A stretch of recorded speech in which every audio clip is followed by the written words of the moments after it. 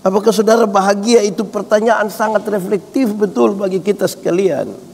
Sebab apa? Kalau pertanyaan itu ada, kan orang butuh tidak sekedar menjawab bahagia atau tidak bahagia, karena ada ikutannya. Bahagia karena apa atau tidak bahagia karena apa.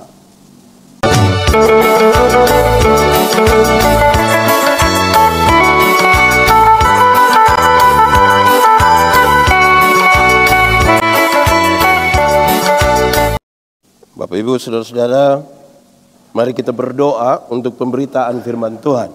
Kita berdoa.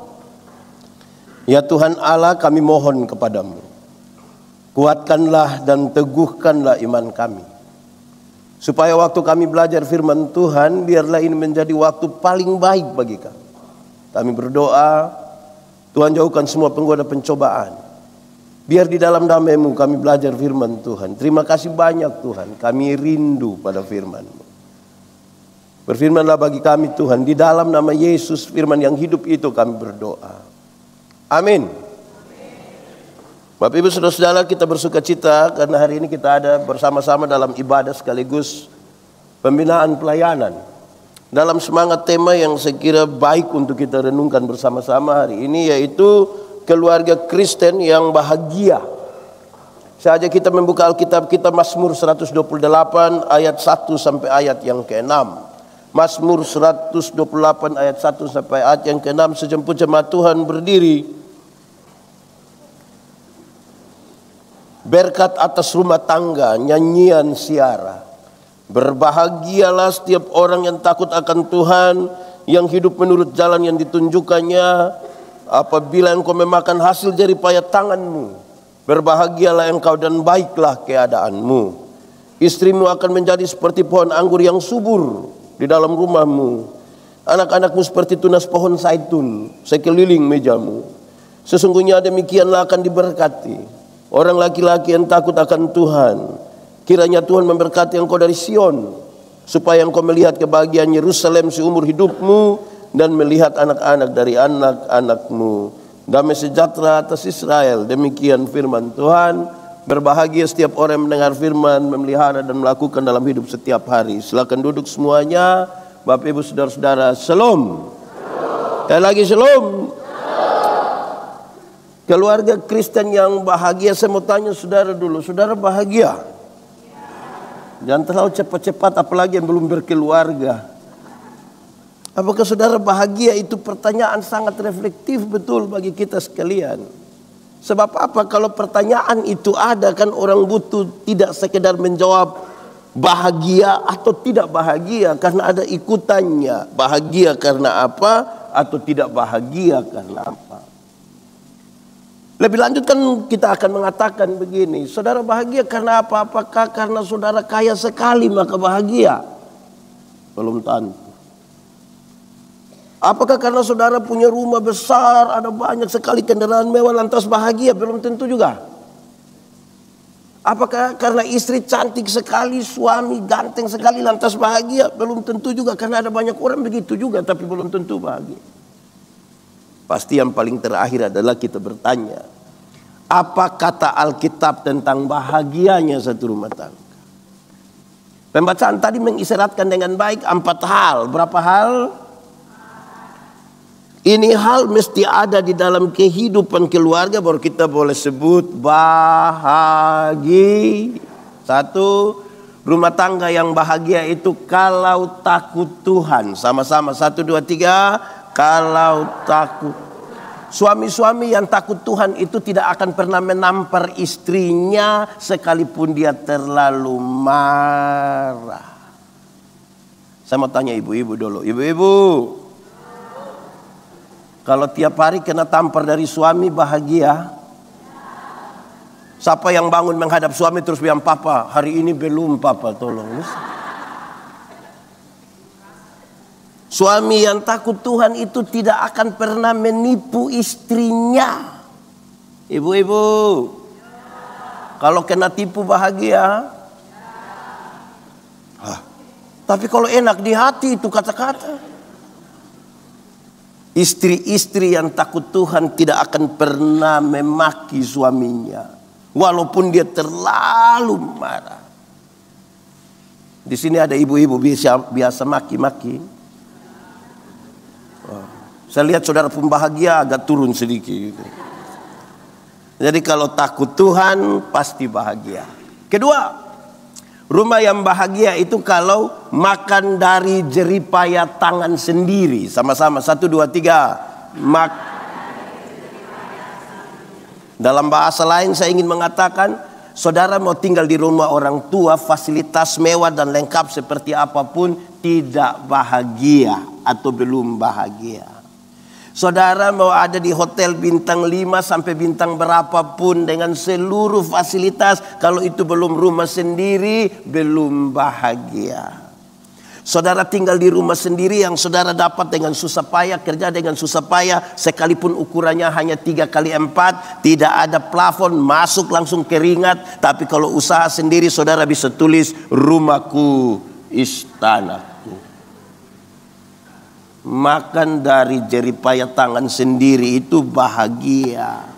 Saya jadi ingat saya punya bapak. Dulu belum ada handphone, pakai telepon rumah kan. Orang telepon malam-malam. Salam om, salam, selamat malam. Yo, selamat malam. Bisa bicara dengan Yandi? Bapak bilang Yandi tidak ada. Tapi betul ini Yandi punya rumah. Bapak bilang bukan. Ini saya punya rumah. Yandi bilang dia tinggal di sini. Iya, dia hanya menumpang di ini rumah. Karena itu terjadi beberapa kali. Satu saat saya tanya Papa, kenapa setiap kali orang tanya ini saya punya rumah atau tidak, Papa bilang ini Papa punya rumah bukan saya punya rumah. Sebenarnya saya ini anak siapa? Terus Papa bilang begini, kau dengar, kamu saudara laki-laki ada 3 orang. Kalau engkau punya kakak pertama kawin 1 perempuan, bawa datang di ini rumah karena dia rasa dia punya rumah. Kakak nomor 2 kawin lagi 1 perempuan, bawa datang lagi di ini rumah karena dia rasa dia punya rumah. Engkau juga kawin 1 perempuan, bawa lagi di ini rumah karena engkau rasa engkau punya rumah. Maka kita tinggal tunggu kapan kamu 3 baku bunuh gara-gara ini rumah. Padahal ini rumah saya rumah. Kalau dengar begitu sakit di mana? Di mana? Tidak, di semua saya. Saya lahir besar di Soe, sebutannya harus jelas. Soe artinya timba, bukan Soe. Kalau Soe itu bikin susah itu. Soe, sama-sama. Itu kira-kira 100 km dari kota Kupang. Di ketinggian kira-kira 800 meter di atas permukaan laut. Dia agak dingin. Karena dingin, maka orang Soe biasa bikin dapur kecil di belakang untuk kasih hangat air atau masak jagung. Satu saat saya pulang dari Kupang, Papa ada sementara kerja dapur itu. Dapur kecil di belakang itu. Guru olahraga saya punya bapak. Guru olahraga kerja rumah miring sekali. Tidak dapat dia punya lurus itu, tidak lurus. Terus saya bilang begini, Papa, kenapa tidak kasih lurus sedikit? Kenapa dia punya pintu tidak di sini, jendela tidak di sini? Papa lepas itu alat-alat kerja, terus Papa bilang begini, engkau yang omong hebat-hebat itu, engkau punya rumah di mana? Ini miring-miring begini, tapi saya punya rumah. Nanti engkau punya usulan yang bagus itu, tolong buat di rumah sendiri ya. Dengar begitu dia punya sakit di mana? Tidak, di sini saja.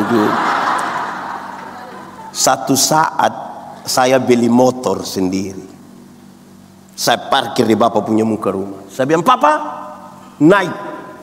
Karena motor agak tinggi, Papa naik agak susah. Papa bilang, kamu beli motor tinggi-tinggi buat saya naik susah setengah mati. Saya bilang, Papa yang ngomong hebat-hebat ini motor di mana? Makan dari jeripaya tangan sendiri. Nona-nona muda. Di sini tidak ada nona muda. Ini oma-oma semua. Kalau ada laki-laki suka dengan anak-anak muda ini dan hanya mengandalkan orang tua punya kekayaan, putus sekarang. Putus. Kurang bahagia kamu nanti. Stop. Sudah 2. Pertama bahagia kalau apa? Kalau apa? Sulut. Papa Rubo sulut. Saudara tidak bahagia nanti ini. Yang pertama bahagia kalau takut Tuhan. Yang kedua bahagia kalau Oke. Yang ketiga Rumah yang bahagia itu kalau istrinya seperti pohon anggur yang subur di dalam rumahnya. Ini sebuah kiasan yang menarik untuk mengatakan anggur itu kan lambang sukacita, minuman para raja, makanan yang baik. Itu untuk sebuah pesta yang indah. Istri menjadi sukacita bagi suami. Nah, itu rumah bahagia.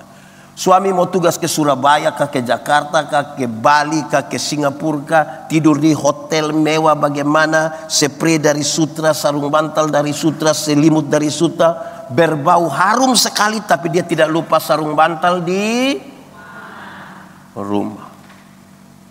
Sekalipun mungkin bau ludah atau mungkin bau keringat itu, tapi dia ingat sarung bantal di mana. Saya mau tanya dulu, ibu-ibu senang kok tidak kalau suami lagi tugas terus telepon ibu-ibu, cek ibu-ibu ada buat apa di rumah? Senang kok tidak? Bukan pencitraan itu jawaban.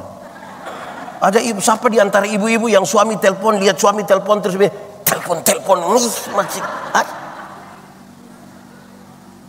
Istri seperti pohon anggur yang subur. Dia punya badan mau subur atau tidak itu soal nomor 2. Yang penting dia menjadi sukacita dulu bagi suami. Bahagia. Sudah berapa? 1 tadi apa bahagia kalau? Yang kedua bahagia kalau? Yang ketiga kalau? Istri? Yang keempat, rumah yang bahagia itu kalau anak-anaknya seperti tunas-tunas pohon zaitun. Kalau anak-anaknya seperti pohon zaitun itu menghasilkan minyak zaitun, dan salah satu fungsi terbaik dari minyak zaitun adalah menyembuhkan luka. Jadi kalau anak-anak dapat menyembuhkan luka dari orang tuanya, rumah tangga itu bahagia. Menyembuhkan luka itu punya 2 pengertian. Yang pertama, kalau harapan-harapan dan cita-cita orang tua bisa dipenuhi oleh anak-anaknya, rumah itu bahagia. Atau yang kedua lebih harafiah. Kalau ternyata orang tua sudah lanjut usia, sudah di kursi roda, sudah di tempat tidur, sudah tidak bisa bangun lagi karena lumpuh, dan masih ada anak yang menyempatkan diri berurusan dengan orang tuanya, rumah itu bahagia. Rumah yang bahagia 1 apa? 2 apa? Yang ketiga, istri subur. Tolong pakai kata seperti ibu. Istri seperti pohon anggur yang keempat, anak-anak seperti. Oke.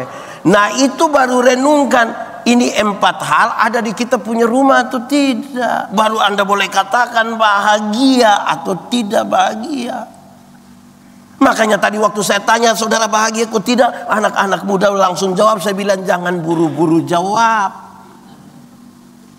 Apalagi kalau belum nikah.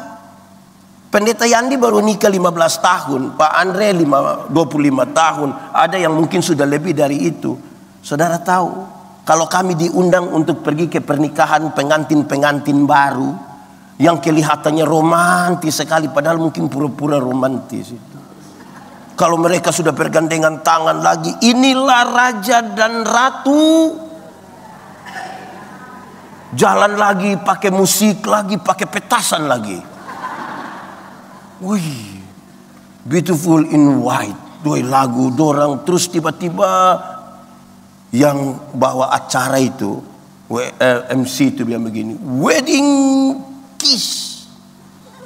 Yang laki-laki cium yang perempuan yang seperti romantis sekali. Kami yang sudah nikah di atas 15 tahun itu hanya lihat dorang baru begini. Yang kamu ada siap bagus-bagus itu, yang waktu kamu ciuman dan bilang tahan sedikit. Ada kami yang sudah nikah lama ini hanya lihat bilang hari pertama yang ada wedding kiss. Sudah 15 tahun kita mau sentuh sedikit, ibu bilang ada apa panas begini kenapa? Waktu itu kan yang perempuan, mempelai perempuan kan pakai gaun pengantin yang bagus sekali kan? Mantap kan? Mahal kan? Sekarang ada pakai gaun itu, daster kan? robek di sini lagi. Jadi dia bukan urusan satu hari, ini urusan lama ini. Amin.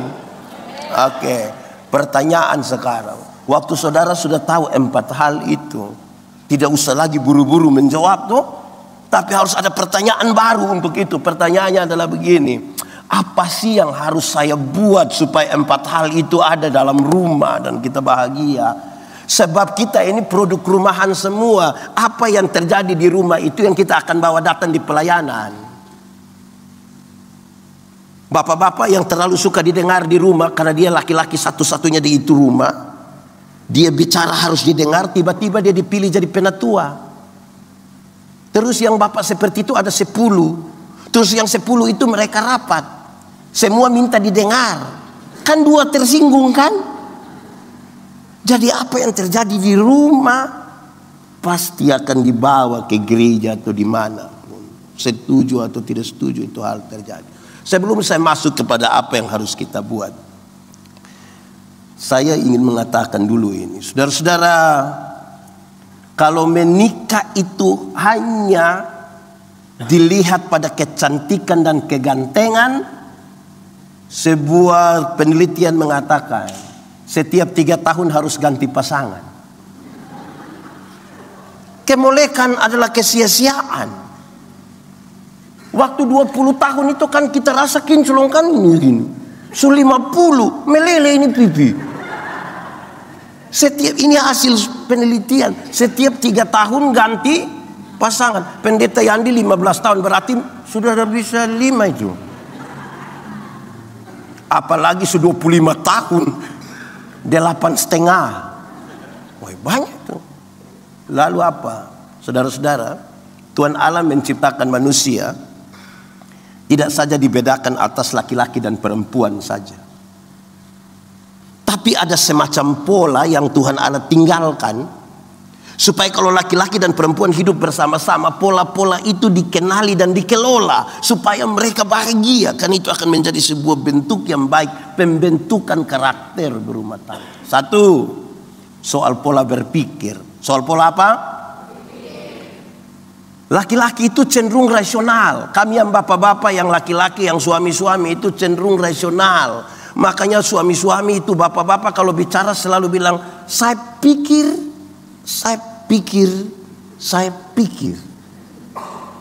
Sementara yang ibu-ibu, yang perempuan, yang istri-istri lebih banyak pakai apa? Perasaan. Makanya ibu-ibu kalau bicara selalu bilang, saya rasa. Coba saudara bayangkan hidup bersama 25 tahun baru suami hanya bilang, saya pikir. Terus ibu bilang, saya rasa. Lama-lama tetangga akan bilang, surasa. Jadi kebahagiaan itu pengelolaan pola berpikir antara yang saya pikir dan saya hidup. Tidak bisa pakai perasaan saja, tidak bisa. Penyeimbangnya adalah logika. Hidup juga tidak bisa hanya pakai logika. Penyeimbangnya perasaan. Bapak-bapak itu kadang-kadang kalau keasikan kerja, istri bilang, papa masa tidak ada waktu buat kita. Ini kami kerja untuk kamu. Itu kan hanya pakai ini. Untuk mempererat persekutuan keluarga. Saya tidak tahu di Surabaya. Kami di kampung itu untuk mempererat persekutuan keluarga. Itu kami buat arisan. Jadi anak-anak selalu berkumpul 1 bulan 1 kali untuk arisan. Di Surabaya ada juga. Kan mengerikan kalau pakai perasaan. Kalau ipar yang satu terima arisan bulan ini, bulan depan dia tidak mau datang, telepon tidak ambil lagi. Kita telepon dia tersinggung lagi nanti.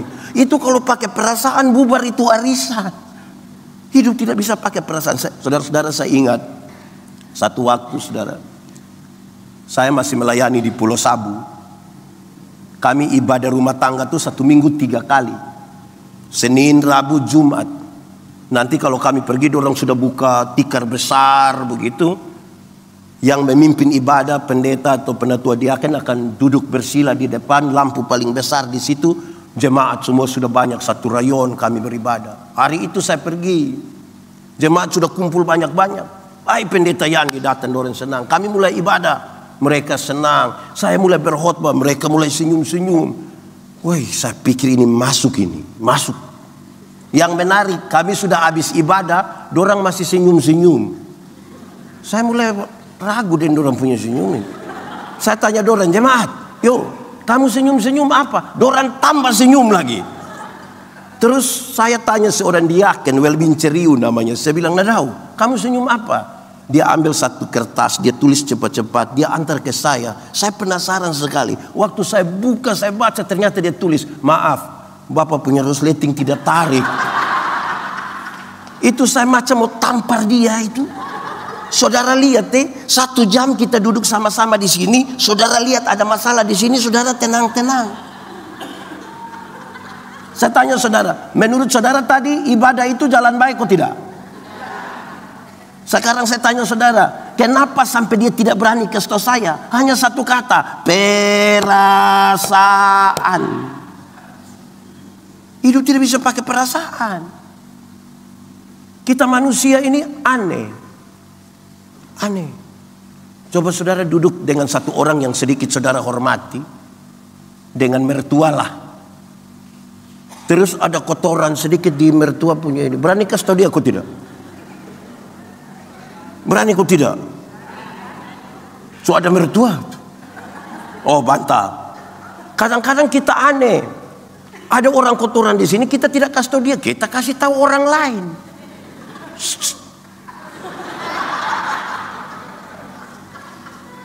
Kalau kita tidak bisa jaga keseimbangan logika dan perasaan, bagaimana bahagia?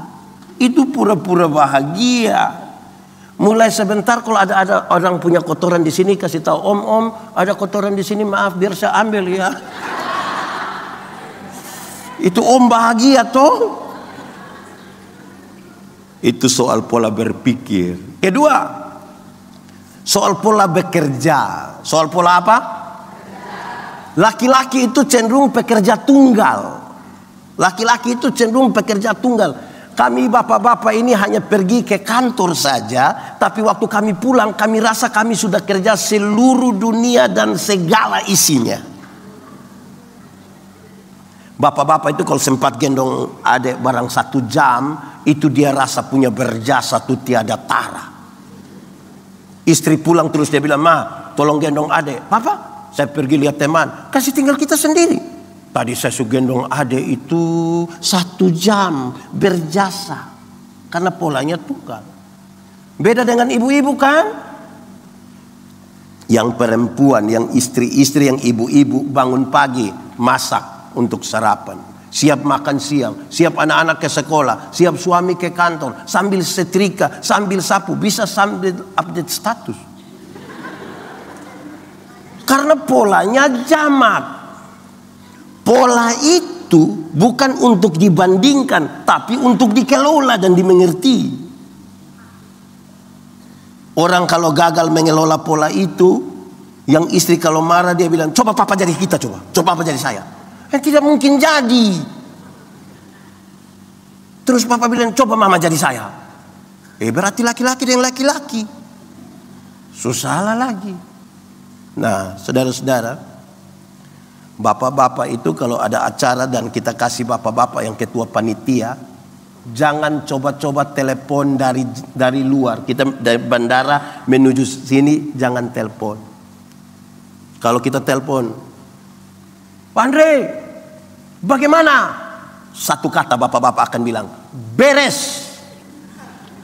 Nanti setelah bilang beres, baru istrinya bilang, beres apa papa? Karena ibu-ibu cenderung lebih detail, karena mereka pekerja jamak. Kami bapak-bapak itu, kalau di kota besar sudah jarang ketemu tamu tuh di rumah toh. Biasa ketemu di kafe, di mana-mana. Tapi kami di kampung ini kan masih ketemu tamu di rumah. Sahabat lama datang di rumah, tidak di kafe, ketemu di rumah. Itu menarik. Tamu baru sampai, baru naik tangga pertama di emper, papa langsung bilang, mama, kopi. Padahal kopi tidak ada. Terus mama usaha begitu, siapkan kopi, tamu pulang, mama bilang begini, papa, lain kali itu kalau tamu datang, tanya tanya dulu. Terus papa dengan santai bilang begini, kok saya sudah belikan? Istri bilang, iya papa beli 6 bulan lalu. Papa pikir beli sekali untuk seumur hidup. Karena polanya tunggal. Ibu-ibu pernah alami kok tidak, waktu ibu minta uang lagi di suami, terus suami bilang, kok saya baru kasih? Pernah? Bukan karena dia menghitung-hitung, karena dia pikir satu kali kasih itu dia tetap utuh seumur hidup. Itu pola. Saudara-saudara, pernah sama-sama suami belanja di mall, di swalayan? Pernah? Saudara lihat kalau suami yang bayar dengan istri yang bayar itu beda sekali. Tinggalkan dulu belanja yang non tunai ya. Kalau harus tunai, secara bayar suami dengan istri itu beda. 53.500. Kalau istri yang bayar, istri akan tanya berapa? 53.500. Dia buka dompet cari 50, dia kasih berapa? 3.500. Dia buka lagi cari sampai sekecil-kecilnya. Tapi kalau suami yang bayar dia tanya berapa? 53.500. Diambil uang berapa? 100. Bukan makan puji dengan yang kasir yang bukan. Dia tidak mau ribet, polanya tunggal. Kalau tidak dikelola saudara, kan masalah. Sudah 2. Ketiga, soal pola bicara. Soal pola apa? Laki-laki itu cenderung pendiam. Secerewet-cerewetnya laki-laki dia masih disebut pendiam. Sebuah penelitian mengatakan dalam satu hari seorang laki-laki itu akan bicara kira-kira 7.000 kata. Berapa ribu? Sementara seorang perempuan satu hari kalau bicara itu minimal sekurang-kurangnya 21.000 kata. Suami 7.000, istri pagi-pagi suami sudah pergi kerja, anak-anak semua sudah pergi sekolah. Istri mau 21.000 dengan sapa. Terus waktu rata-rata suami pulang sampai rumah jam berapa? Jam 5, jam 6. Istri mau kasih keluar duluan yang 3.000. Dia sambut suami di pintu. Dia bilang, "Pak." Suami kan sudah capek. Saya bilang, "Hah? Di kantor tadi baik." Terus suami bilang, "Kau kepala kantor?" Ini kalau pola komunikasi macam begini nih. Menara Babel itu tidak selesai dibangun bukan karena kurang uang, bukan karena kurang tenaga kerja, bukan karena kurang materi, hanya karena terputusnya komunikasi di antara mereka. Nanti penjelasan lebih setelah ini. Keempat, soal pola mengingat. Pola apa? Laki-laki itu cenderung cepat lupa. Kami bapak-bapak, suami-suami, ini laki-laki cenderung cepat lupa. Dia baru kunci mobil begini, tak, jalan 30 langkah terus bilang, "Saya kunci belum." Dia balik kunci ulang. Karena laki-laki cenderung cepat. Makanya ibu-ibu jangan marah. Kami bapak-bapak kalau di luar rumah itu kami lupa kalau kami sudah ada istri. Maksudnya, sabar dulu, jangan terlalu. Maksudnya kami bisa cerita dengan teman sampai lupa kalau ada janji ibu tunggu. Maksudnya begitu. Jangan terlalu negatif juga. Laki-laki cenderung cepat. Tapi yang ibu-ibu, yang perempuan, yang istri-istri itu ingatannya tajam sekali. Setajam. Oh, tahu juga. Kalau ada suami bilang begini, orang itu seperti saya, tidak pernah marah saya punya istri. Yang protes dia punya istri. Tidak pernah apa Pak. Suami bilang, memang tidak pernah. Ibu bilang, pernah. Yang mana? Waktu itu. Yang mana? Yang tahun 1900. Dia ingat. Ibu itu ingat. Jangan main-main. Hei saudara, Ada kumpul-kumpul makan begitu, saudara-saudara. Saudara-saudara jangan coba bawa pulang ibu-ibu punya Tupperware. Dia hafal. Goresan di mana, warna. Wah, ingatan. Saya mau tanya yang anak-anak dulu. Anak-anak, pernah kok tidak sekali anak-anak periksa orang tua punya saku pakaian yang suka kerja atau pulang jalan? Pernah ke tidak periksa begitu? Pernah? Yang paling banyak dapat uang itu di papa punya saku atau mama punya saku? Papa. Papa pasti lupa 5.000, 10.000, 20, 50. Papa sering lupa. Jangan coba-coba periksa mama punya. Itu sia-sia. Dalam hal inilah mama seturut dengan Alkitab, di mana hartamu berada, di situ juga. Saudara lihat sekarang toh, betapa rumah tangga itu sekolah yang tidak pernah selesai. Jadi kalau satu bilang bahagia hari ini, jangan dulu, karena rumah tangga belum selesai. Itu serius, saudara. Kalau ada satu suami berani bilang, mama saya baru tahu engkau, selesailah itu rumah.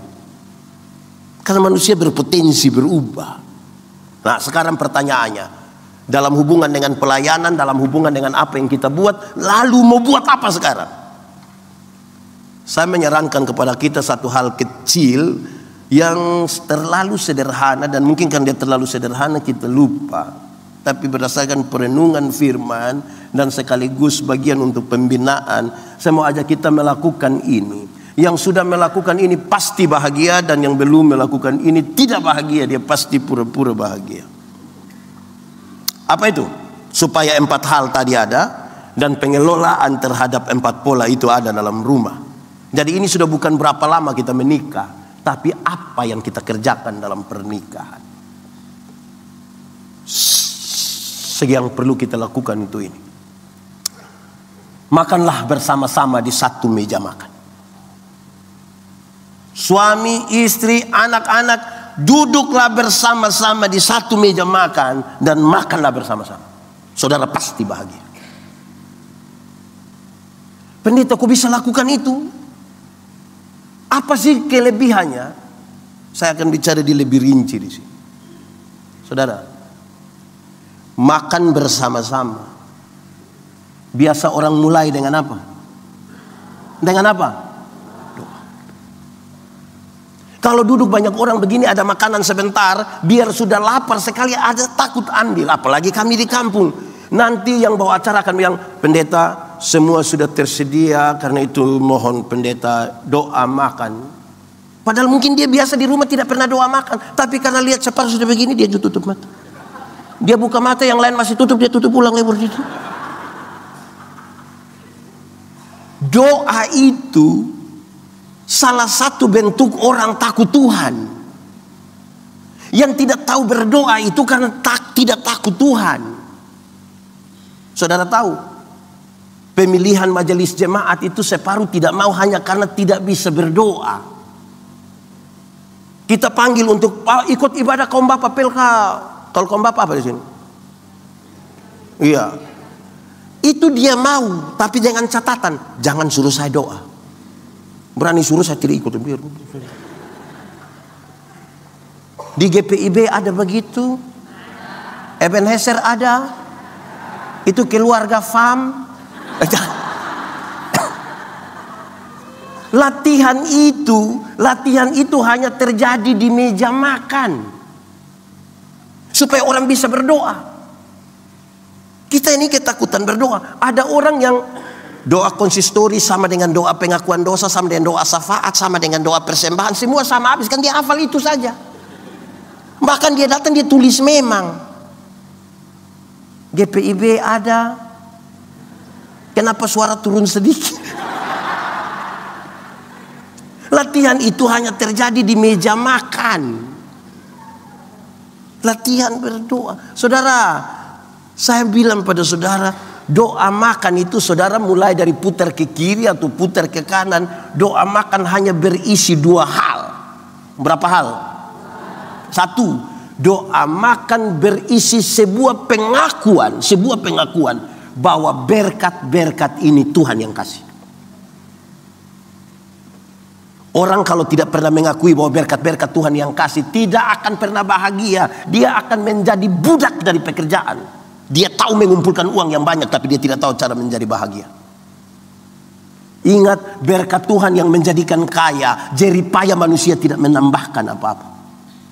Hanya rumah yang mengakui bahwa berkat-berkat yang tersedia itu diberikan oleh Tuhan, rumah tangga itu yang bahagia. Dan latihannya di mana? Meja makan. Ini bapak-bapak dong, jangan pulang biar makan. Tadi saya sudah dengan bos. Makan. Makan. Kasih tahu kawan di sebelah, 1, 2, 3, makan.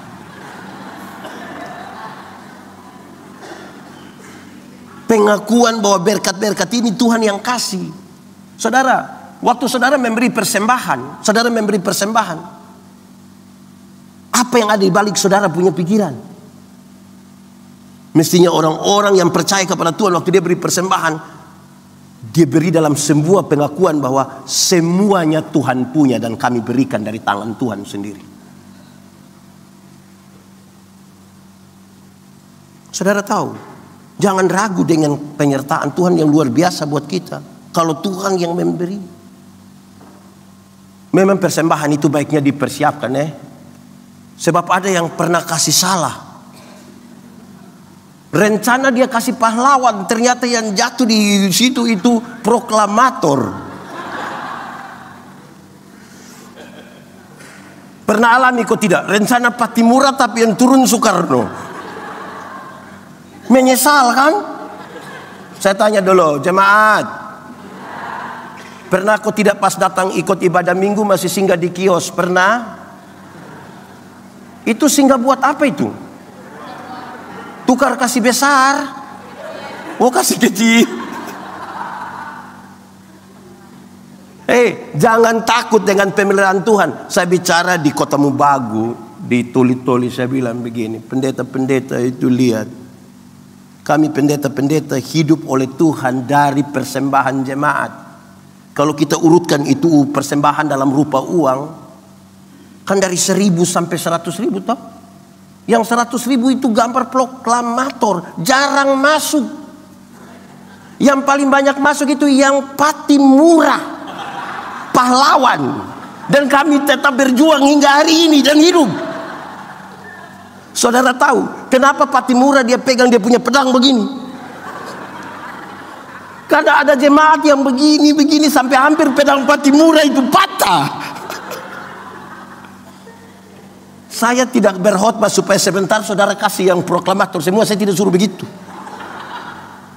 Tapi saya mau kasih tahu saudara tentang penyertaan Tuhan yang sempurna atas kita. Jangan pernah takut. Latihannya cukup di meja makan untuk mengakui bahwa berkat-berkat semua ini Tuhan yang kasih atas kita. Ada amin. Kenapa itu tidak kita lakukan dengan baik? Karena kita paling banyak ragu. Jemaat,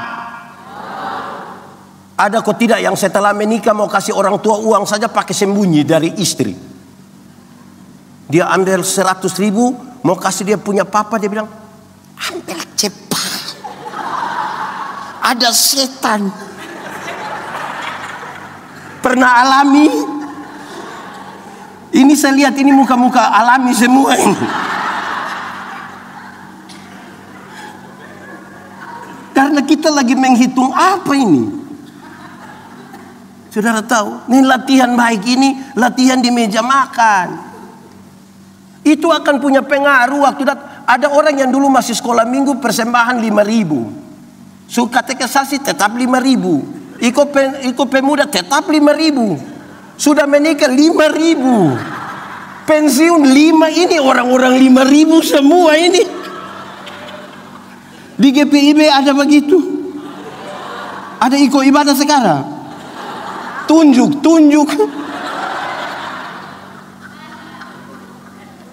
Ini pendeta Yandi hanya khotbah soal uang. Tidak. Saudara tidak memberi juga gereja Tuhan tetap berdiri. Tapi saya mau ajak saudara untuk memahami penyertaan Tuhan itu sempurna atasmu, dan jangan pernah takut dengan penyertaan Tuhan atas hidup kita. Jangan. Jangan. Saudara tahu ini gereja seberapa lama ini? 8 tahun? Oh, saya kira 8 tahun. 86 toh? Ya, itu hari saya pimpin ibadah. Kita sebuat apa yang gereja? Saudara takut kok. Ganti, buang depo, instalasi listrik, semua ganti saja. Ini gereja milik Tuhan. Kenapa kita takut, kita ragu? Rumah sendiri kita bisa instalasi baru, masa gereja yang semua orang bersama-sama tidak berani? Itu dimulai dari meja makan. Satu. Kedua, doa makan berisi ungkapan terima kasih. Setelah mengakui bahwa berkat-berkat ini Tuhan yang kasih, doa makan berisi bilang, Tuhan, terima kasih. Jemaat, so tinggal 10 ini jemaat. Jemaat, rumah tangga yang tidak tahu terima kasih, rumah tangga itu tidak bahagia. Ini anak-anak muda dong ini. Orang tua kirim dong sekolah di Jakarta, telepon hanya pada waktu. Oh tahu? Tidak tahu terima kasih, bagaimana mau bahagia? Latihan terima kasih itu hanya di meja makan. Tantangan zaman ini bagi anak-anak kita dan dunia masa kini adalah kehilangan kata-kata ajaib itu. Tolong, permisi, terima kasih, maaf.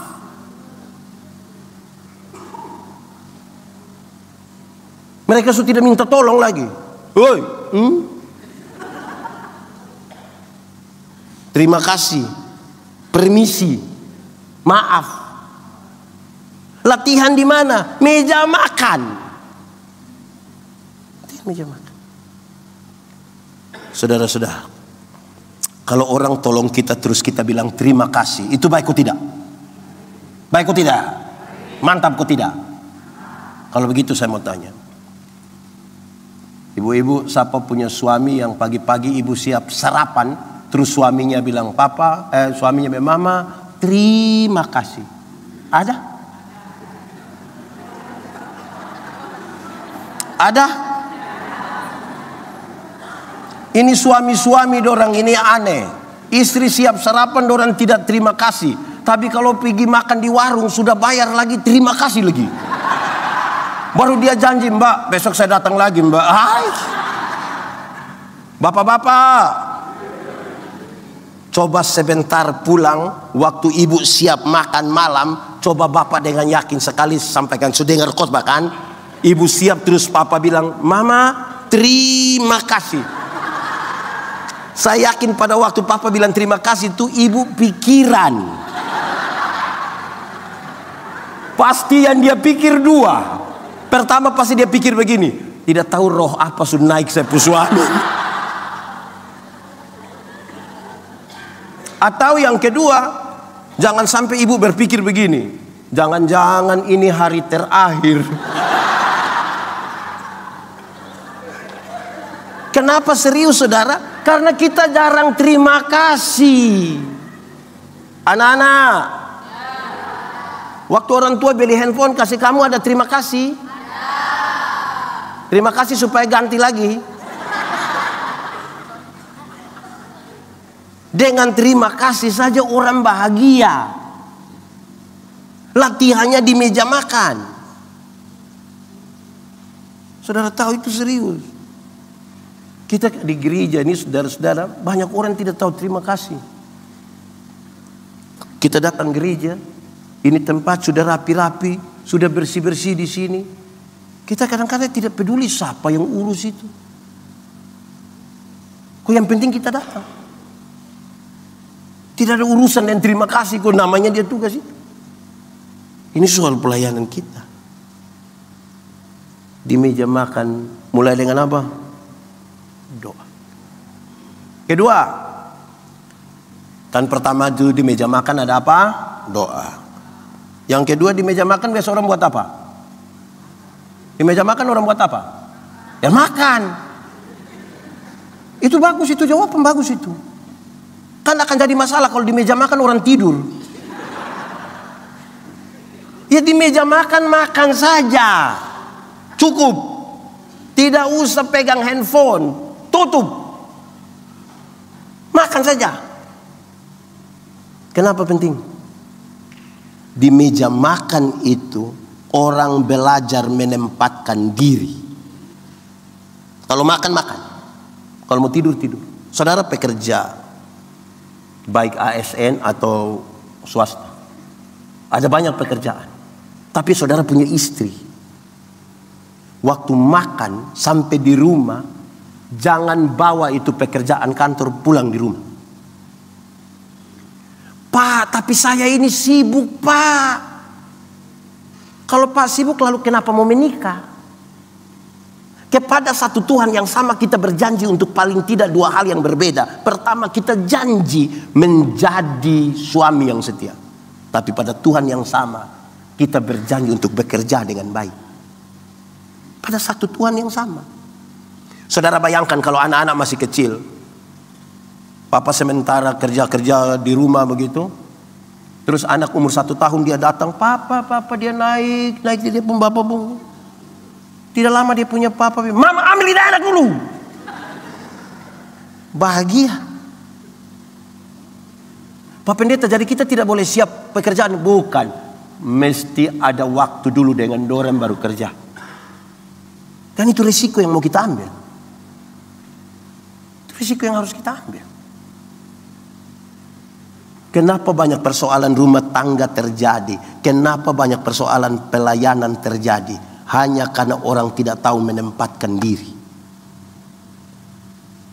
Semua rumah tangga itu bertengkar berkelahi.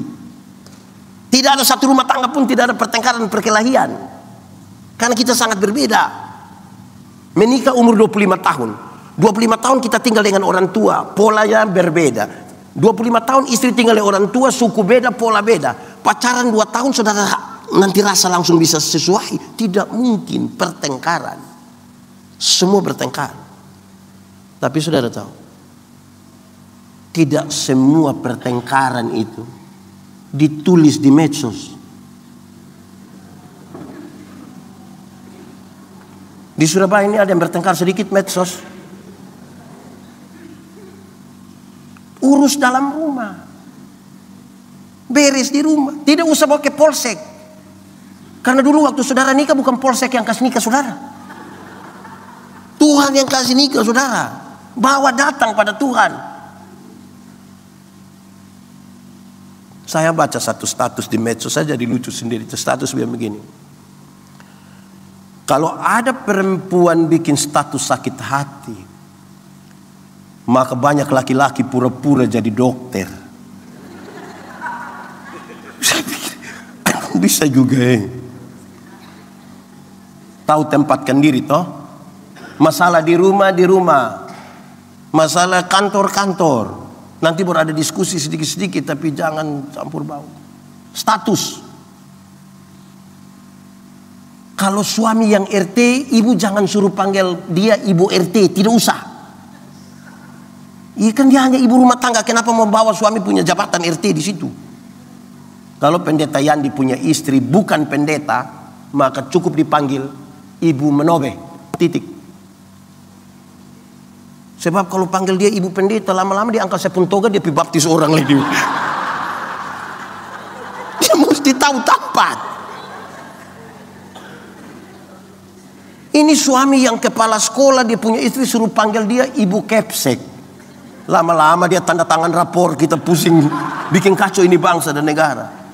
Pendeta kenapa sejauh ini? Kenapa itu bawa dalam urusan pelayanan? Saudara tahu bahwa kadang-kadang kita sulit untuk melepaskan status sosial kita ketika kita ada di hadapan Tuhan sekalipun. Ada orang karena di perusahaan atau karena di kantor itu dia sedikit bos, dia mau di gereja pun dia dilayani seperti bos. Tidak bisa begitu. Tidak bisa. Beda. Saudara tepuk tangan dulu, tolong tepuk tangan dulu, tepuk tangan.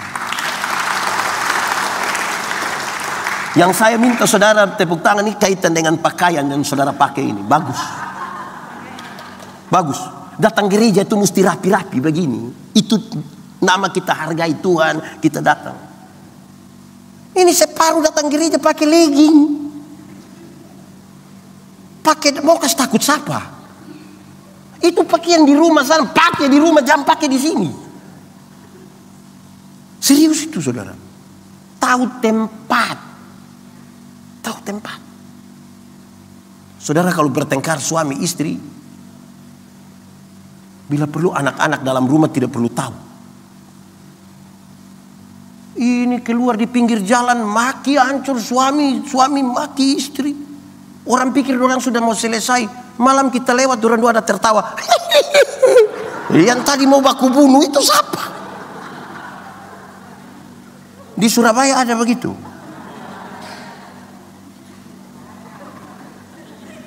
Saya lihat saudara ini merenungkan dalam sekali. Di meja makan itu kita belajar menempatkan diri. Menempatkan diri. Supaya kita tahu status kita itu siapa, apa. Di mana harus ini. Saya ingat saudara-saudara, COVID dan harus beribadah di rumah. Kami tinggal di pastori dekat gereja. Di samping gereja, bukan dekat, di samping. Koster kami nama Om Simon. Terus hari Sabtu saya bilang ibu pendeta, Mama, bilang di Om Simon, karena besok kita gabung di rumah untuk ibadah, dia bawa saja mimbar kecil ke rumah untuk kita ibadah sama-sama. Ibu pendeta lihat saya, terus ibu pendeta bilang begini, Bapak pendeta? Saya bisa pendeta. Bapak, besok kita ibadah di rumah itu Bapak bukan pendeta.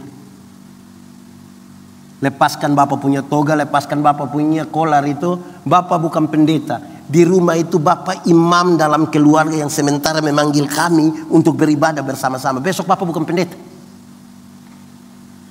Kami mulai ibadah.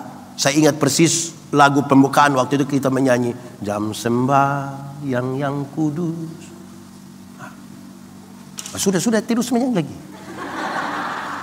Saya lihat waktu kami mulai menyanyi lagu itu, ibu pendeta meneteskan air mata. Saya juga kasih tinggal. Habis ibadah kami duduk makan bercerita. Saya bilang, Mah, tadi saya lihat waktu kita mulai ibadat Mama menangis. Kenapa Mama menangis? Dia bilang, Papa, ketika kekristenan dulu baru berdiri. Kekristenan dulu baru berdiri. Penindasan terhadap kekristenan itu terjadi secara sistematis dan masif, menyeluruh dan penuh tekanan secara terstruktur. Dalam kondisi seperti itu, rumah menjadi pilihan untuk orang beribadah. Bahkan mereka harus sembunyi-sembunyi untuk beribadah. Tapi ketika zaman makin maju, kekristenan makin terbuka, gereja ada di mana-mana. Banyak orang punya kecenderungan meninggalkan ibadah di rumah untuk pergi beribadah di gereja. Bahkan ada yang pindah-pindah gereja lain.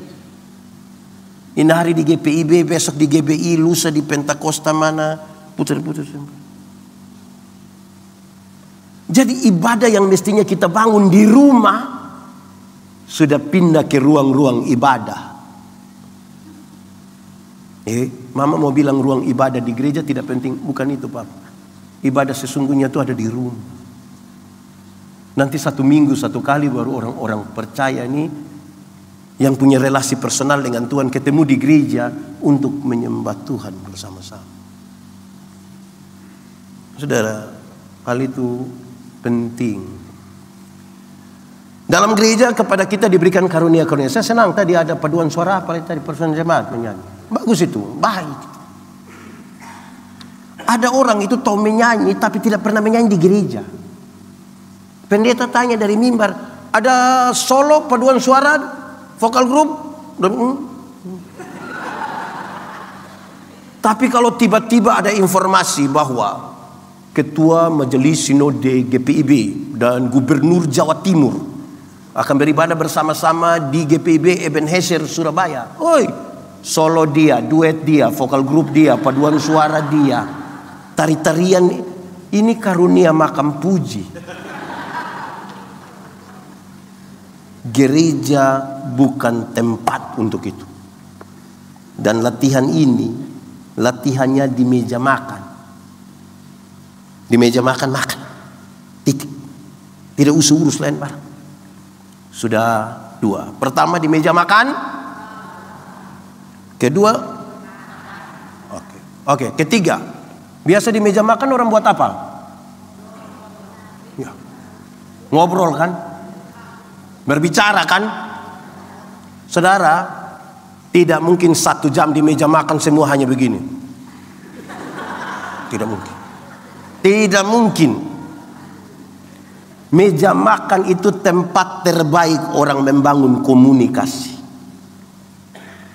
Komunikasi itu kata kunci dari sebuah relasi.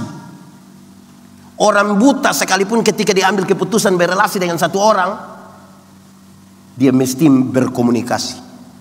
Mau pakai cara apapun dia harus berkomunikasi untuk menyampaikan maksud. Dan saudara, tempat terbaik untuk berkomunikasi itu meja makan.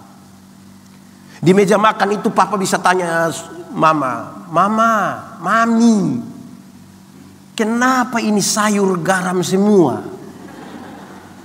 Terus istri bilang, papa minta maaf sayang. Tadi waktu mama tumis ini sayur, mama terlalu ingat papa, jadi mama pikir papa garam ini yang mama ambil, ku taruh tadi. Itu yang penting komunikasi.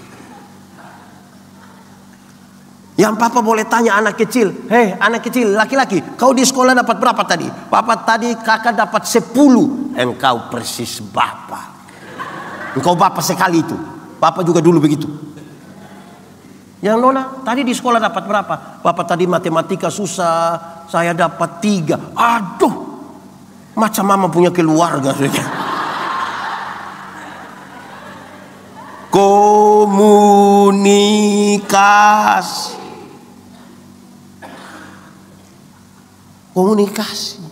Latihan komunikasi itu di meja makan.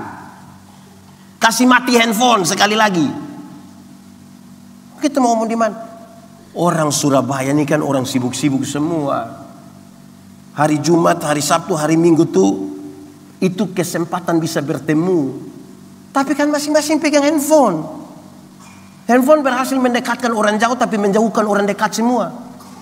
Habis gereja di sini, orang singgah makan di situ, duduk satu meja makan, papa, mama, anak 2 orang, masing-masing asik sendiri dan dia punya handphone. Lama-lama gila kita. Ada suami yang di meja makan handphone bunyi. Dia angkat, bukan terima di situ. Sengaja langkah keluar baru bilang, halo. Kalau itu terjadi, hai istri-istri, aku berkata kepadamu, curiga sudah. Rahasia negara apa yang terlalu sampai bicara harus bilang halo. Itu rahasia apa itu?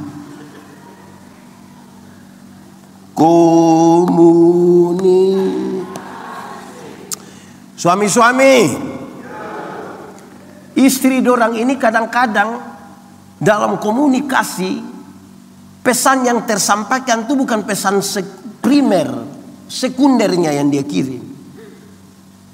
Waktu suami bilang, mama, saya ketemu teman dulu. Dia bilang, iya. Kira iya itu yang dia ada setuju. Iya itu pesan sekunder. Sebenarnya dia tidak mau. Iya. Tidak usah pulang lagi, kawin dengan teman. Komunikasi. Jemaat. Di sini adakah suami istri yang pernah bertengkar? Pernah? Terus-terus? Oh tidak ya, hanya tiap hari 4 kali begitu. Komunikasi. Saudara, pernah kok tidak waktu bertengkar lantas dua-dua memilih diam? Pernah? Dengan alasan saya tidak mau ribut lah, saya tidak mau ribut. Sudah. Pernah? Dan saudara rasa itu menyelesaikan masalah? Itu tambah masalah. Karena kalau kita tidak mengkomunikasikan maksud itu, tertekan batin ini. Dia tidak omong, tapi waktu dia ambil gelas, tutup pintu, dia pancing sebelah itu. Pernah alami? Soalnya di mana? Komunikasi. Perbaiki komunikasi. Ada banyak suami lebih sayang orang lain punya istri daripada istri sendiri. Dari soal komunikasi. Ya, daripada ibu-ibu salah terus, biar kami juga salah lah. Contoh komunikasi. Kalau telepon orang punya istri, teman kantor, itu dia lembut sekali. Halo Bu, yang kemarin kita minta tolong tuh sudah. Tapi kalau telepon istri, Mah, bentar makan apa nih? Kasihan ini ibu ini. Ada satu pasang suami istri datang ke saya. Pendeta, cerai. Tidak boleh, cerai tidak boleh. Pendeta, cerai. Ini tidak bisa. Lebih baik kita nikah dengan setan daripada dengan ini. Kenapa kamu mau cerai? Cerai itu kan tidak baik kan? Oi pendeta, tiap hari kami bertengkar, berkelahi. Lama-lama kami baku bunuh kalau tidak cerai. Kan saya lihat orang sangat keras begitu. Terus saya bilang begini, oke, ini menikah berapa tahun ini? 10 tahun pendeta. Anak-anak berapa? 4 orang. Hah? Itu yang saya heran dengan kamu. Pendeta heran apa lagi? Kamu yang tiap hari bertengkar ini, anak bisa 4. Kalau kamu 2 sayang, 1 TPS itu kamu anak semua nanti. Yang tiap hari bertengkar berkelahi saja anak bisa 4. Apalagi kalau sayang. Wih, 1 kelurahan mungkin tuh. Artinya apa? Ada hal yang tidak terkomunikasikan dengan baik, yang kita isi, yang kita ingat hanya yang negatif. Hanya yang negatif.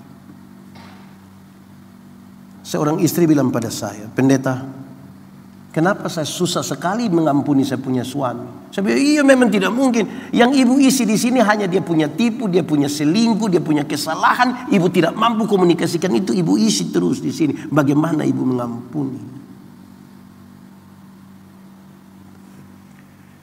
Di meja makan, saudara, kita hanya akan duduk bersama-sama dengan hatinya yang terbuka dengan kita. Orang tidak akan duduk. Makin kecil itu meja makan, makin kita seleksi siapa yang akan duduk dengan kita di itu meja makan. Sebentar ada makan. Misalnya, saudara lihat ketika duduk di meja makan, kita sangat selektif kita duduk dengan siapa.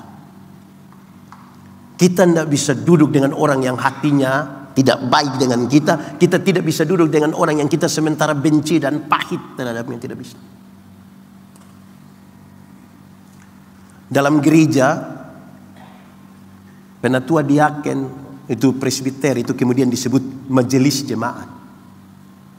Bicara tentang sebuah persekutuan di sebuah meja, yang kita harus menyelesaikan semuanya di situ dalam komunikasi. Saudara tahu, komunikasi ini sangat penting karena lidah ini dia punya panjang itu hanya kira-kira 15 cm, tapi bisa menjatuhkan laki-laki yang tingginya 180 cm. Jaga ini.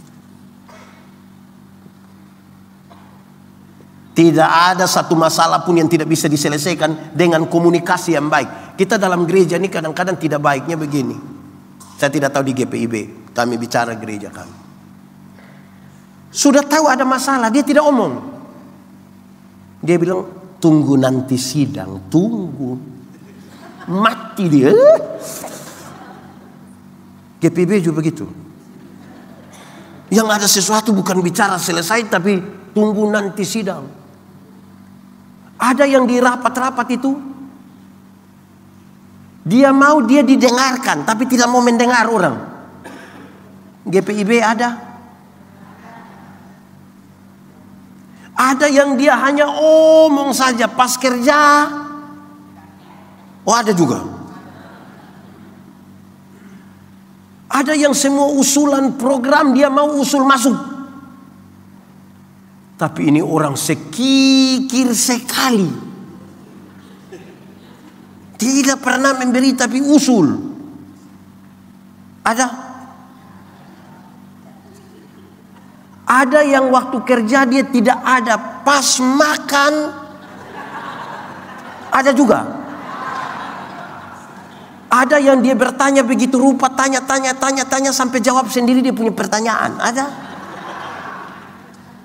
Saudara lihat, kepada orang-orang yang menjengkelkan seperti itu, saudara sudah bisa merasa bagaimana saudara akan berkomunikasi dengan dia. Itu terbawa di pelayanan. Kita dalam kepura-puraan. Urusannya hanya urusan meja makan. Latihannya di meja makan. Saya bilang kepada banyak suami, bapak-bapak kalau bertengkar, ada masalah dengan teman kantor, bebannya biasa-biasa saja. Pulang rumah kita bisa sengaja lupa. Jangan coba-coba bertengkar dengan istri dan tidak selesaikan. Itu bebannya 7-8 kali lipat. Karena kita baru bangun tidur lihat begini, dia di sebelah. Belum sisir rambut lagi. Kita pergi di dapur, ada ibu atau tidak? Di ruang makan, di ruang tamu ibu juga ada, dia punya foto paling besar baru lihat gitu. Kalau kita tidak selesaikan,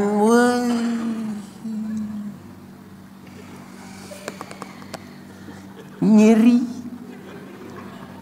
Ibu-ibu tuh memang misterius.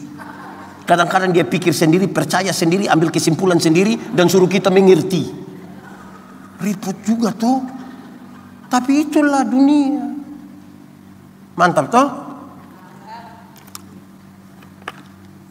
Saya dengan istri saya, kami baru 15 tahun menikah. Saya bungsu, ibu juga bungsu.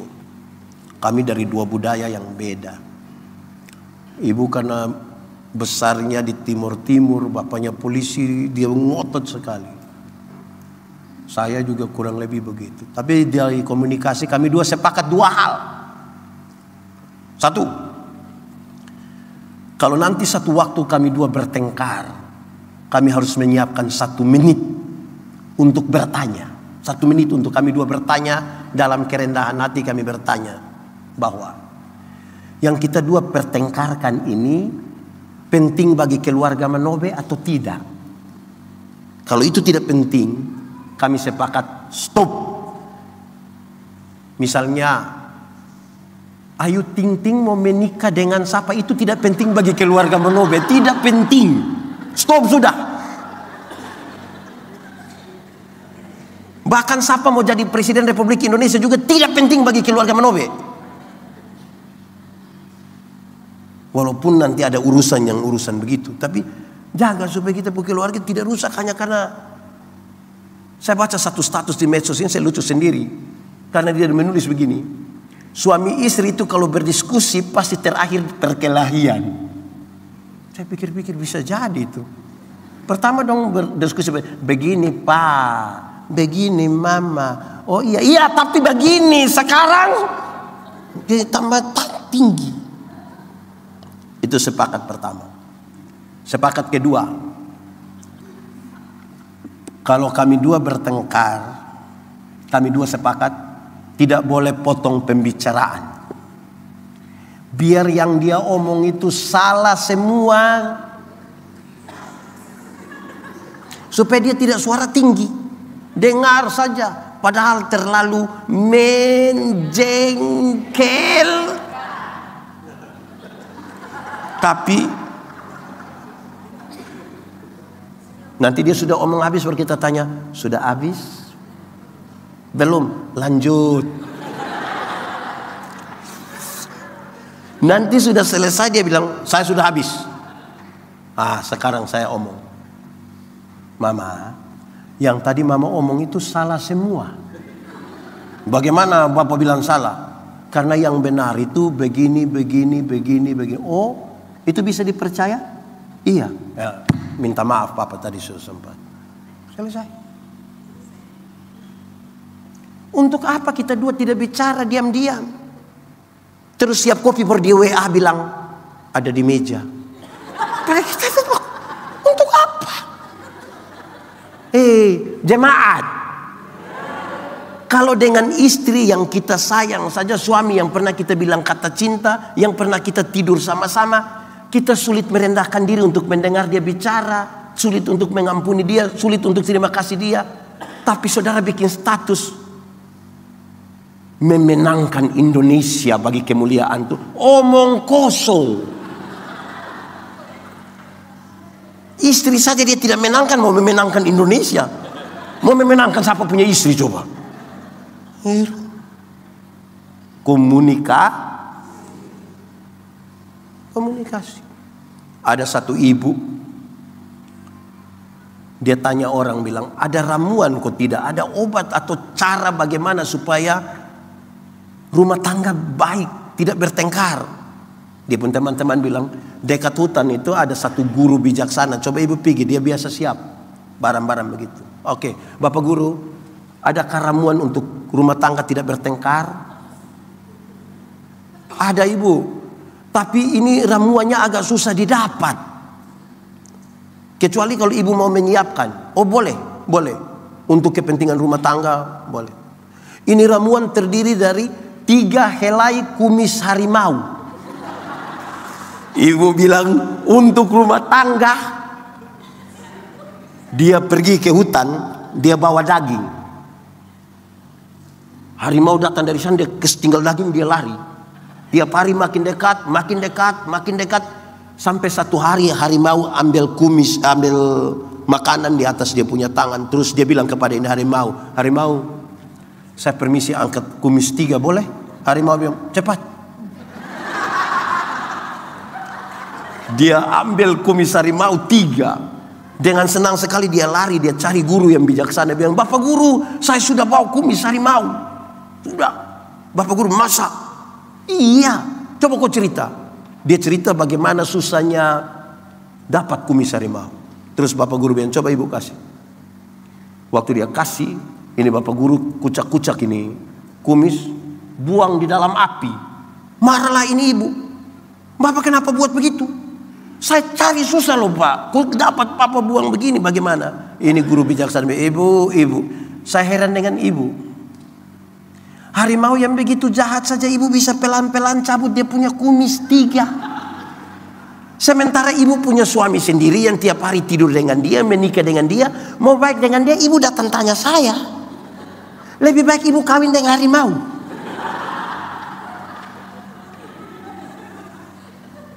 Oh, bisa betul juga Suami sendiri kok tanya orang. Bayangkan kalau kita tanya baru yang jawab yang ibu punya suami itu paling baik itu begini. Ibu lebih tahu dari saya bagaimana. Komunikasi. Saya tambah 5 menit saya lihat saudara-saudara sudah kepingin pulang makan satu meja makan. Kita tambah sedikit. Sudah 3. 1 di meja makan. Di meja makan. Kedua di meja makan. Ketiga di meja makan. 4. Kalau ikan tinggal 2, padahal ada 4 orang di meja makan. Suami, istri, anak 2 orang. Ikan tinggal 2. Siapa yang makan? Siapa yang makan? Siapa yang makan?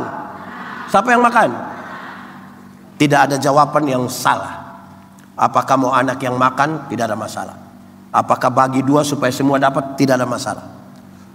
Apakah karena mama yang goreng jadi mama dapat 1, kita 3 bagi 1? Tidak ada masalah.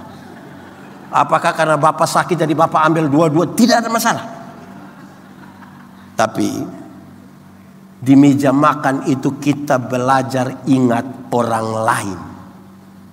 Di meja makan kita belajar apa? ingat orang. Kenapa rumah tangga tidak bahagia?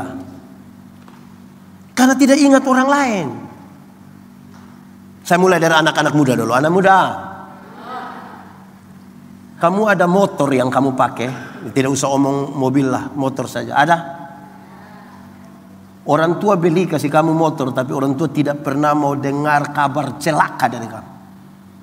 Tolong ingat orang. Jangan ikut-ikutan orang di luar sana kok.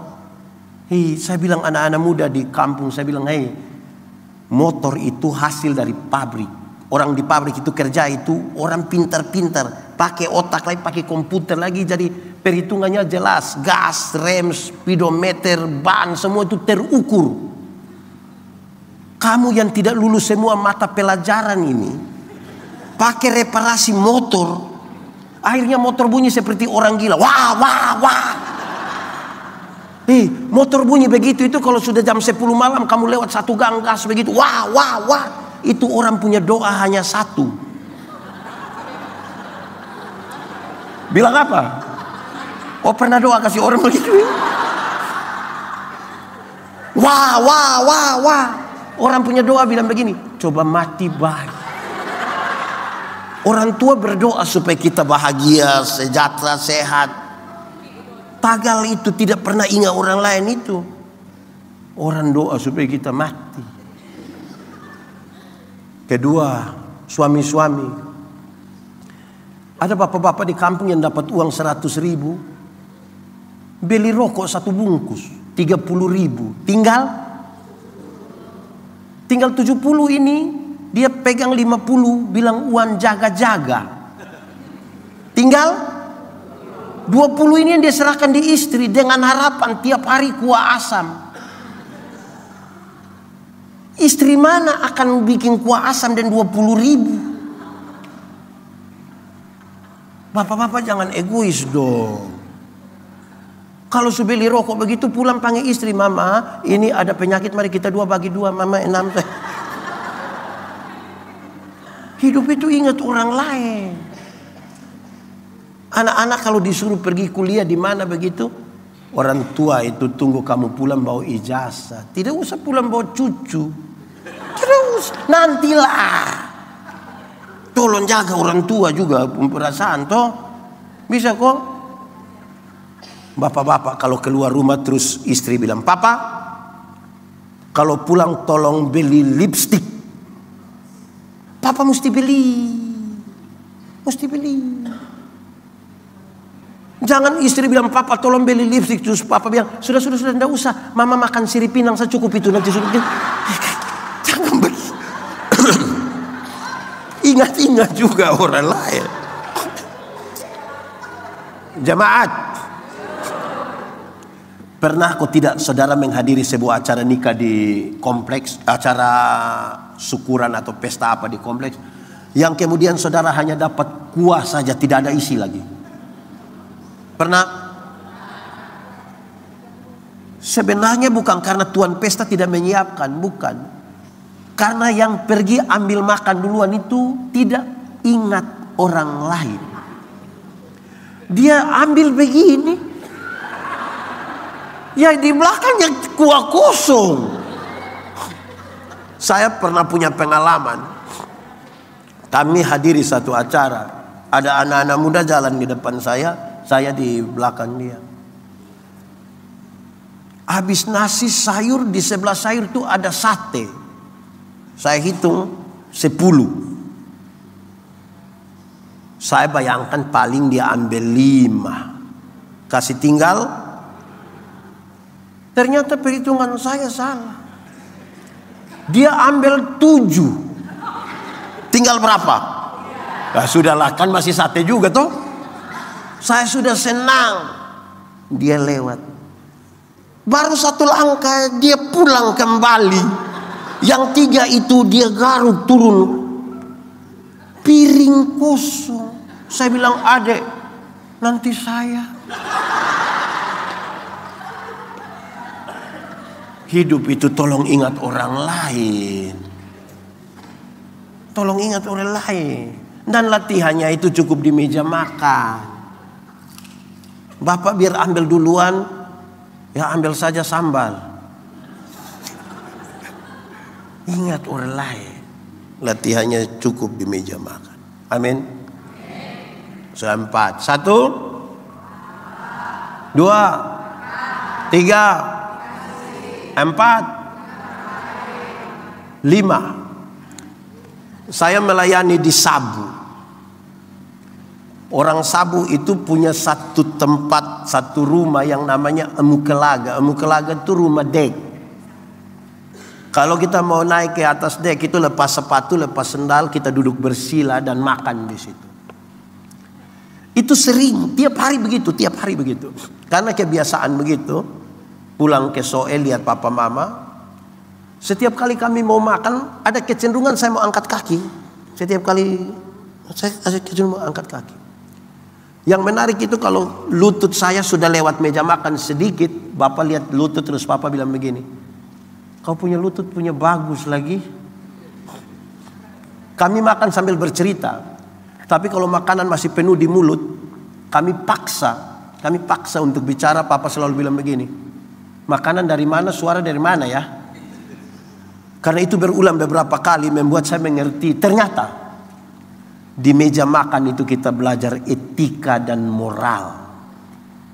Di meja makan kita belajar apa? Tantangan pelayanan kita hari ini adalah etika. Bangsa Israel dibuang ke Babel, mengalami 3 persoalan serius. Pertama, dari segi politik nasional mereka tidak punya pemimpin. Semua tidak suka dijajah, tapi siapa mau pimpin siapa? Kedua, dari soal ekonomi mereka rusak parah karena sepanjang dalam pembuangan itu mereka hanya jadi budak. Bekerja bagi kepentingan para tuan, mereka hanya dapat makan seadanya, tidak ada simpanan yang baik. Tapi yang ketiga menarik. Setelah bait Allah di Yerusalem dihancurkan, tidak ada lagi tempat mereka belajar iman, etika, moral. Waktu mereka pulang ke Yerusalem, dengarkanlah seruan para nabi. Orang bilang begini, pulanglah ke Yerusalem, tapi sampai Yerusalem tidak usah pilih duluan pemimpin, tidak usah urus duluan ekonomi. Bangun duluan bait Allah, tempat di mana engkau punya etika, engkau belajar moral, engkau belajar iman. Kenapa? Jadi pemimpin tapi kalau tidak punya etika, moral, iman, engkau menghancurkan satu bangsa. Engkau kaya raya tapi kalau tidak punya etika, moral, iman, engkau menghancurkan keluarga. Karena itu bangunlah duluan etika, moral, iman. Anak-anak kita ini perlu diajar untuk tahu etika. Kita kalau ini saya lihat di GPB ini kan orang tua banyak tahu, orang tua dulu tuh ajar kita makan ini. Kepala tidak boleh cari sendok, sendok cari kepala. Tidak bisa begini, mesti cara pakai pakaian, segala macam. Bagaimana berhadapan dengan orang tua. Anak-anak sekarang berhadapan dengan orang tua, headset di sini, gaya-gaya dia santai-santai. Dia seperti lari dari rumah sakit, masih selang infus melekat di. Sopan-sopan sedikit tuh dia orang tua. Soal etika. Saudara, itu penting. Iya, 17 Agustus kemarin di bandara-bandara di Indonesia, bukan 17, sepanjang bulan Agustus itu seluruh bandara di Indonesia mesti putar lagu Indonesia Raya. Entah mungkin dilanjutkan atau tidak, saya tidak tahu. Tapi saya mengalami beberapa kali. Ada hal yang menarik. Ketika lagu Indonesia Raya dinyanyikan di bandara-bandara, yang usia di atas 35 tahun pasti langsung berdiri. Langsung berdiri begini. Kalau mereka ada telepon, kasih mati handphone. Hiduplah Indonesia Raya. Nyanyi sampai selesai.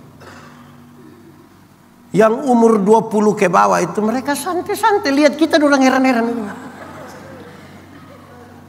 Jalan-jalan lagi orang santai-santai. Saya pikir ada yang salah mungkin di kami. Kenapa? Karena saya pikir hari-hari ini banyak orang menekankan sekali orang pintar sekalipun tidak punya etika.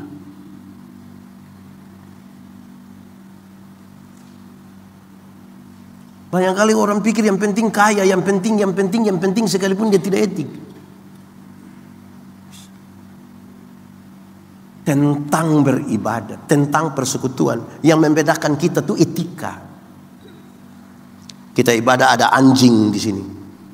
Sama-sama tidak suka itu anjing ada di situ. Yang membedakan kita adalah etika.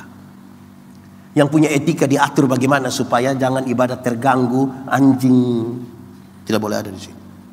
Bahkan mungkin untuk kepentingan ibadah dia tidak mau, biar saja dosa kasih. Yang tidak punya etika itu ada anjing di sini. Hus. Siapa punya anjing itu? Macam dia punya tuan. Hus.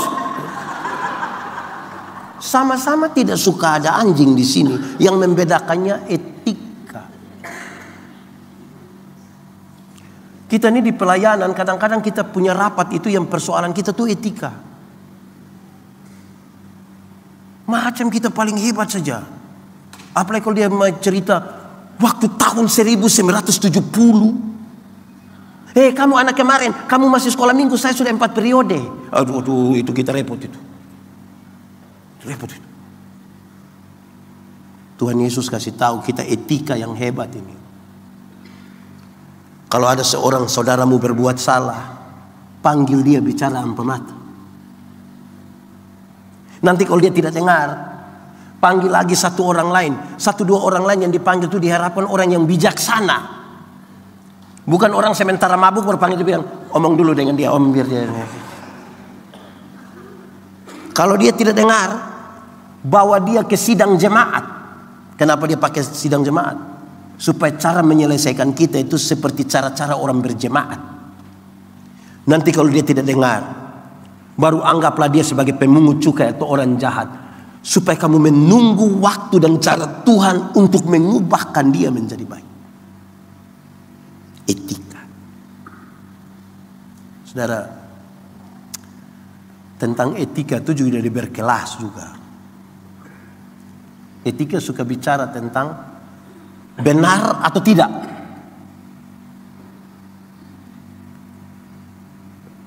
Oh benar, dia naik 1 kelas. Penting atau tidak? Oh penting, sudah benar lagi penting.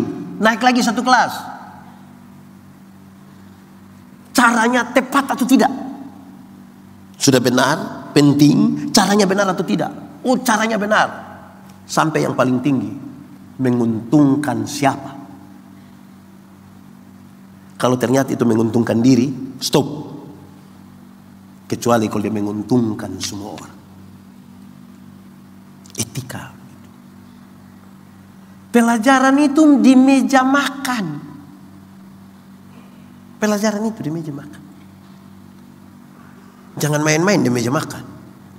Sebentar pulang dari sini, jangan dulu makan sama-sama. Beli dulu meja makan.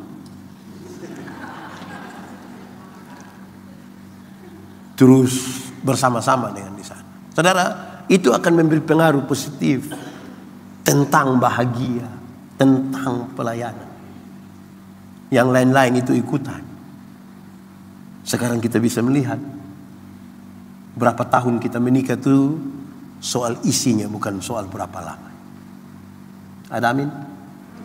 Paling terakhir sudah ini setelah lama. Kebutuhan. Alkitab menjelaskan dengan sangat baik. Kebutuhan paling mendasar dari seorang laki-laki adalah dihormati. Apa? Hai istri-istri, tunduklah kepada suamimu. Dia salah bagaimanapun, jangan marah dia orang banyak. Ibu punya penghasilan lebih banyak dari suami, izinkan dia untuk dia juga bisa berikan bagi anak-anak. Jangan kasih rendah dia di hadapan keluarga.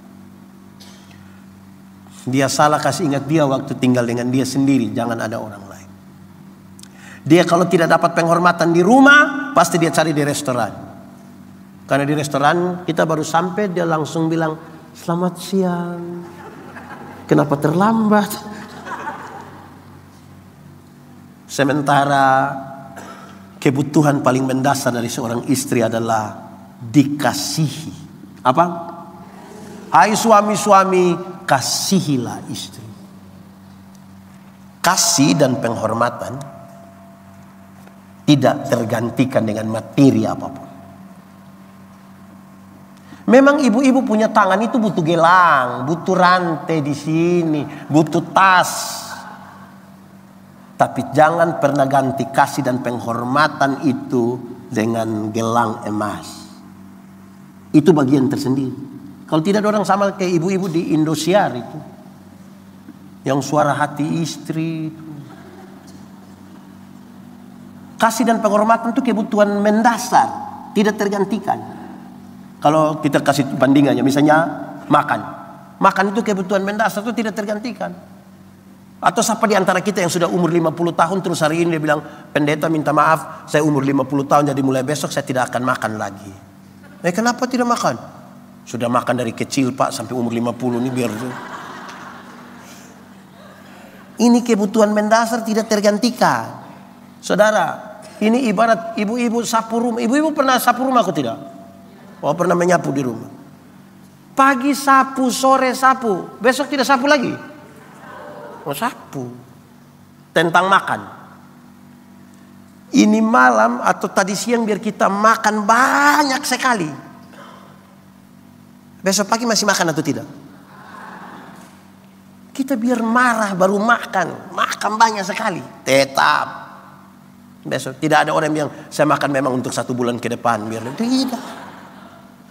Kenapa orang seringkali tidak bahagia dalam rumah? Karena kebutuhan mendasar ini hilang. Kasih dan penghormatan ini hilang. Orang bertanya, loh kok sepertinya apa ya yang kurang? Itu pun kalau hilang dalam gereja, pelayanan kita tidak ada arti. Kalau kasih dan penghormatan tidak ada lagi di dalam gereja. Jadi sia-sia semua. Tuhan memberkati kita. Amin.